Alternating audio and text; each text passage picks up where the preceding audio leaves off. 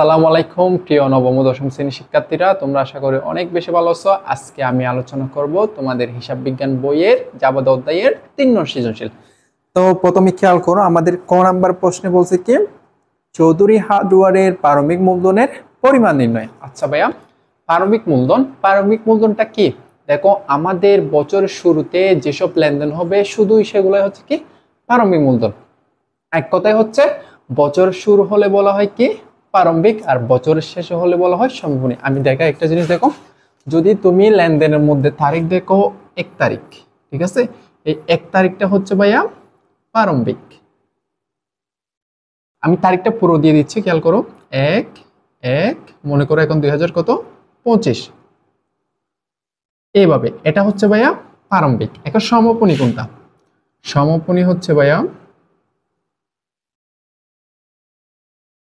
31 বা 30 থাকবে, ঠিক আছে। আমি 31 দিয়ে লিখতেছি, 31, 12, 25 এইভাবে থাকবে, ঠিক আছে। প্রারম্ভিক আর সমাপনী চেনার সবচেয়ে সহজ পদ্ধতি হচ্ছে এটা। 1 থাকলে ভাইয়া হচ্ছে প্রারম্ভিক, আর 31, 12 থাকলে মনে করবা যে কি সমাপনী। এবার তোমাদের বই খেয়াল করো, জানুয়ারি 1 কি দেওয়া আছে? নগদ 2,50,000 টাকা ও 65,000 টাকা আসবাবপত্র নিয়ে ব্যবসা শুরু করলো। মানে শুধু এই 1 নং যে লেনদেনটা আছে এটার মোট টাকার পরিমাণটাই আমরা শুধু কি নির্ণয় করব, মানে এটা হচ্ছে কি প্রারম্ভিক মূলধন। তাহলে আমরা ফার্স্টে কি লিখি? নগদ টাকা লিখি, তারিখটা দিয়ে দিই 2017, আর জানুয়ারি হচ্ছে ভাইয়া কি 1। আমি আবার বলতেছি ভাইয়া, শুধুমাত্র বছরের প্রথম তারিখের গুলা কি আসবে? প্রারম্ভিক মূলধনের আসবে। তাহলে এখানে আমরা ফার্স্ট লিখবো নগদ, যেহেতু নগদ টাকা নিয়ে আসছে আমরা নগদ দিয়ে লিখি। নগদ হচ্ছে ভাই কত? 2,50,000। এবার খেয়াল করো ভাইয়া, ও কিন্তু ব্যবসায়ী কি নিয়ে আসছে? দেখো, টাকাও নিয়ে আসছে, আবার 65,000 টাকার আসবাবপত্র নিয়ে আসছে। তাহলে এখানে আমরা কি লিখবো? আসবাবপত্র। সেম তারিখ ঠিক থাকবে, আসবাবপত্র নিয়ে আসছে কত? 65,000। আর কোনো এন্ট্রি ভাইয়া এখানে আসবে না, ঠিক আছে। তাহলে 2,50,000 সাথে যদি 65,000 আমরা যোগ করি, তাইলে পাই কত আমরা? 3,15,000। আশা করি তোমরা ক নাম্বার প্রশ্নটা খুব ভালোভাবে বুঝছো। এবার আমরা কতে যাই। এবার ক নাম্বার খেয়াল করো ভাইয়া, ক নাম্বার বলছে কি 5 তারিখে লেনদেন অবলম্বনে একটি চালান তৈরি করো। দেখো ভাইয়া, আমি একটা এখানে চালানের গড় তৈরি করে রাখছি আগে থেকে। চালানের গড়টা অবশ্যই তোমাদের ভাইয়া মুখস্থ করা লাগবে, এছাড়া কোনো উপায় নাই। তোমাদের এটা কি মুখস্থ করা অবশ্যই লাগবে। প্রথমত দেখো, এখানে লিখবে কি চালান নং, তারপর হচ্ছে ক্রেতার নাম, তারপর হচ্ছে ঠিকানা। এখানে চালানটা এভাবে বক্স করে লিখবা। এবার দেখো, আমাদের ক্রমিক নং, মালের বিবরণ, দর, পরিমাণ টাকা, ঠিক আছে। এবার নিচে কি থাকবে? দেখো, টাকা কোথায় থাকবে? বিক্রয় সত্য, আর একটা হচ্ছে কি বিশেষ দ্রষ্টব্য, যেটাকে আমরা সংক্ষিপ্ততে কিভাবে লিখছি? বিদ্রোহ। আর এদিকে কার স্বাক্ষর থাকবে ভাইয়া? বিক্রেতা স্বাক্ষর। দেখো ভাইয়া, চালানার ক্যাশ মেমো প্রায় একই ধরনের, শুধুমাত্র ভাইয়া এই চালান ননের জায়গা পাউচার নন থাকবে, আর পুরা যে গড়টা আছে পুরোটাই সেম ক্যাশ, শুধু এখানে চালানের জায়গায় কি লিখে দিবা? ক্যাশ মেমো লিখে দিবা। এখন কথা হচ্ছে ভাইয়া, ক্যাশ মেমোতে কোন লেনদেনগুলো আসবে আর হচ্ছে চালানে কোন লেনদেনগুলো আসবে। আমি যেহেতু আজকে চালান করাচ্ছি তাই চালান নিয়ে আলোচনা করি ফার্স্টে। দেখো, চালানে হচ্ছে তুমি যখন বাকিতে কোনো কিছু ক্রয় করবা সেগুলো কোথায় আসবে? চালানে। মানে আমি যখন কোনো কিছু বাকিতে ক্রয় করব তখন বিক্রেতা আমাকে একটা কাগজ দিবে, আর সেই কাগজটার নামই হচ্ছে কি চালান। আর আমি যখন কোনো কিছু নগদে ক্রয় করব তখন বিক্রেতা আমাকে একটা কাগজ দিবে, তখন সেটার নাম হবে ক্যাশ মেমো। এবার খেয়াল করো, যেহেতু এখানে তারিখটা উল্লেখ করে দিয়েছে কোনটা আসবে, তাহলে 5 তারিখে আমরা একটু দেখি। 5% বাট্টায় সুবর্ণ টেরাসের নিকট প্রতি ফুট 192 টাকা দরে 250 ফুট GI5 বিক্রয়।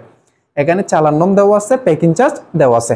আচ্ছা ভাই, ফার্স্ট হচ্ছে ভাই আমরা গড়ের কাজগুলো করে ফেলি। এখানে চালান নং কত দেওয়া আছে?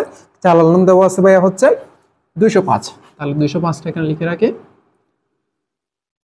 আচ্ছা ভাই, এখানে একটা আমি চৌধুরী হার্ডওয়্যার লিখে রাখছি আগে থেকে। এটা কোথায় পাবে তোমরা? মানে তোমরা যে অঙ্কটা করবা সেখানে উদ্দীপকের একেবারে প্রথম থাকবে প্রতিষ্ঠানের নাম। সেই প্রতিষ্ঠানের নামটা তোমরা এখানে কি করবা? হেডলাইন করবা। আচ্ছা, তাহলে এখানে ক্রেতার নাম, ক্রেতা হচ্ছে আমরা 5 তারিখে যার নাম থাকবে তার নামই সেখানে লিখবো। ওর নাম কি? সুবর্ণ টেরাস। তাহলে এখানে আমরা লিখবো কি? সুবর্ণা। হ্যাঁ, সুবর্ণা টেরাস। তাহলে সুবর্ণা টেরাস লিখলাম। ভাইয়া এখানে ঠিকানা কোনো কিছু দেওয়া নাই, সেই জন্য আমরা ঠিকানাতে ডট ডট দিই। তারিখ হচ্ছে ভাইয়া যে তারিখের লেনদেনটা বলছে সেটা লিখে দিব। এই জানুয়ারি হচ্ছে জানুয়ারি 5, 2017। আচ্ছা গেল ভাইয়া। এবার এখানে আমরা ক্রমিক নন দিব ভাইয়া 1। 5 নম্বরে আবার খেয়াল করো তোমরা কি বলছে, 5% বাট্টায় সুবর্ণ টেরাসের নিকট প্রতি ফুট 192 টাকা দরে, নিচে কিন্তু 192 টাকা দরে, আর পরিমাণ হচ্ছে কত? 250 ফুট। তাহলে আমরা কি নিচে সেটা লিখে এখানে বিবরণের বলে মানের বিবরণে তোমাদের একটা বিবরণ দেওয়া লাগবে। এটা হচ্ছে কি লিখবো আমরা এখান থেকে সংক্ষিপ্তভাবে লিখবো GI5। আমরা এখানে কি লিখতে পারি? GI5 বিক্রয়।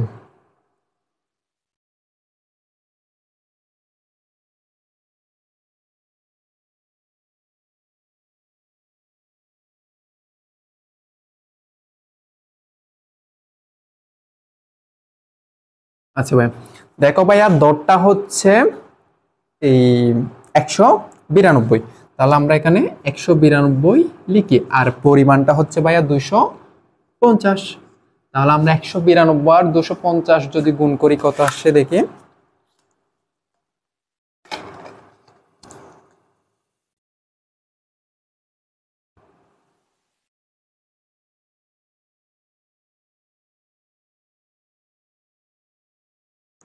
আচ্ছা 48,000। তাহলে আমরা এখানে লিখবো কত? 48,000। খেয়াল করো ভাইয়া, আমরা ক্রয় করার সময় কিন্তু আমাদেরকে কি দেওয়া হয়েছে? বাট্টা দেওয়া হয়েছে, আর এই বাট্টা কি হবে? বাদ যাবে। তাহলে এখানে আমরা কি লিখবো? বাদ বাট্টা। আচ্ছা বাট্টা ভাইয়া কত পার্সেন্ট? 5%, মানে এই 48,000 টাকার হচ্ছে 5%। তাহলে এখানে আমরা কি লিখতে পারি কি? এখানে 5% এভাবে লিখে তারপর তোমরা গুণ দিয়ে 48,000 গুণ 5%। তাহলে 48,000-এর আমরা 5% বাট্টা বের করি।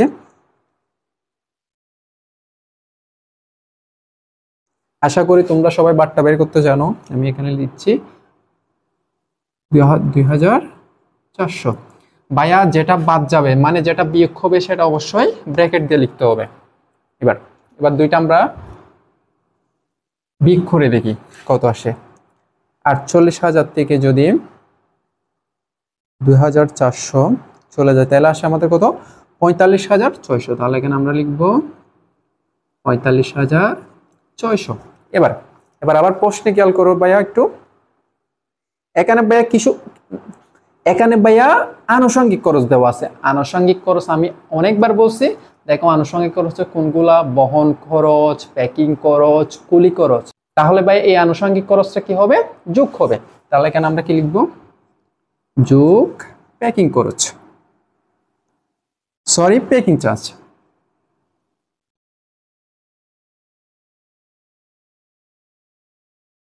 প্যাকিং চার্জ ভাইয়া দেওয়া আছে 500 টাকা। একেবারে শেষ কলামে লিখে যোগ করে বলবা। তাহলে আমাদের কত আসে? 46,100। ঠিক আছে, আমরা এখানে যোগ করে কত পাইছি? 46,100। এবার একটু ভাইয়া খেয়াল করো, এখানে টাকা কতাই যে অপশনটা আছে সেখানে কি লিখবা? এই তোমাদের মোট টাকা যেটা আসবে সেটা এখানে বানান করে লিখবা, কতাই লিখবা।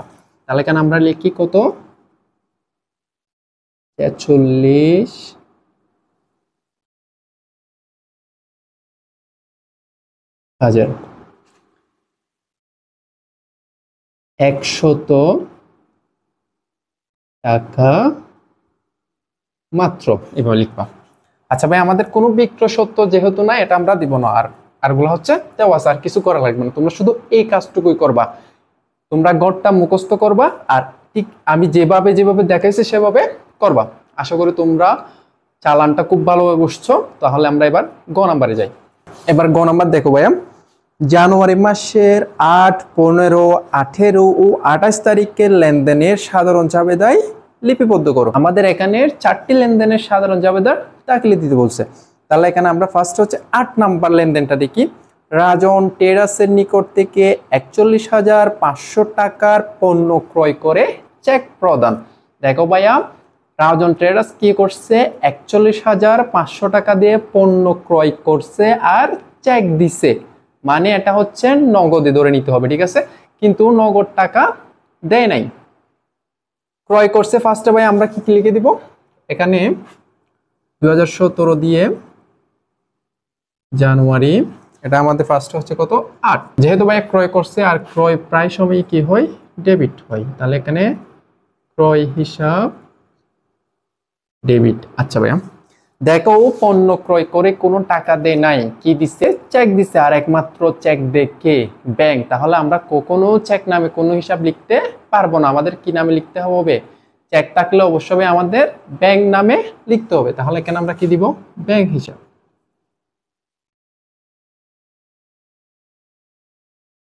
ব্যাংক হিসাব ক্রেডিট। যেহেতু ভাইয়া এটা সাধারণ জাবেদা দাখিলা, তোমাদের অবশ্যই কি দিতে হবে, বাক্কা দিতে হবে। তো ভাইয়া এখানে আমরা বাক্কা কি দিতে পারি, পণ্য ক্রয়ে চেক প্রদান, টাকাটা উভয় পাশে লিখে দিতে হবে, টাকা হচ্ছে 41,500।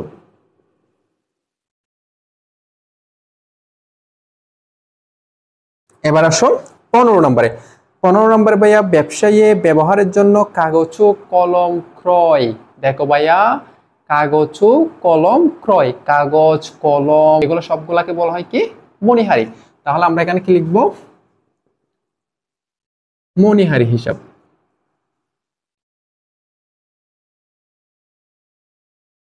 মণিহারি হিসাব কি, ডেবিট। যেহেতু এগুলা আমরা ক্রয় করছি, আমাদের নগদ টাকা চলে গেছে, তাহলে কি আসবে, নগদান হিসাব ক্রেডিট। এখানে বাক্কা দিবা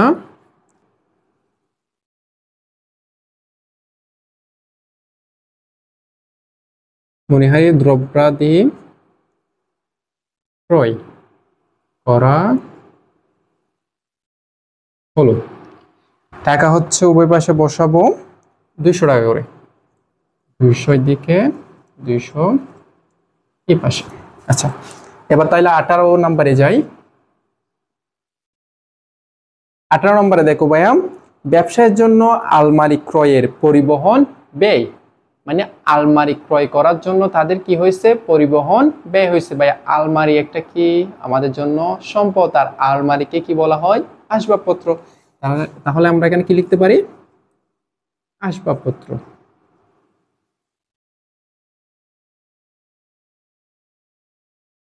হিসাব ডেবিট। আর যেহেতু আমাদের টাকা চলে গেছে ক্রয় করার ফলে, তাহলে সরি, যেহেতু আমরা বহন খরচ দিচ্ছি, আমাদের কি চলে গেছে, টাকা চলে গেছে, তাহলে এখানে কি হবে, নগদান হিসাব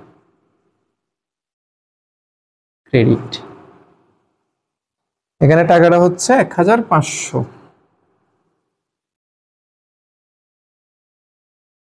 এবার আমরা শেষেরটাতে যাই। 28 বলছে কি, ব্যক্তিগত প্রয়োজনে পণ্য উত্তোলন। ভাইয়া মুখস্থ, ব্যক্তিগত দেখছো, উত্তোলন হিসাব ডেবিট হবে,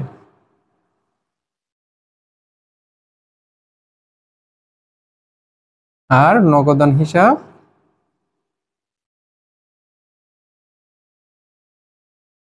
ক্রেডিট। টাকাটা হচ্ছে ভাইয়া 800 টাকা। এবার আমরা ডেবিট আর ক্রেডিট দুইটাই যোগ করি, এখানে ক্যালকুলেটর দিয়ে করি। ফার্স্ট আছে 41,500, 200, 1,500, 800।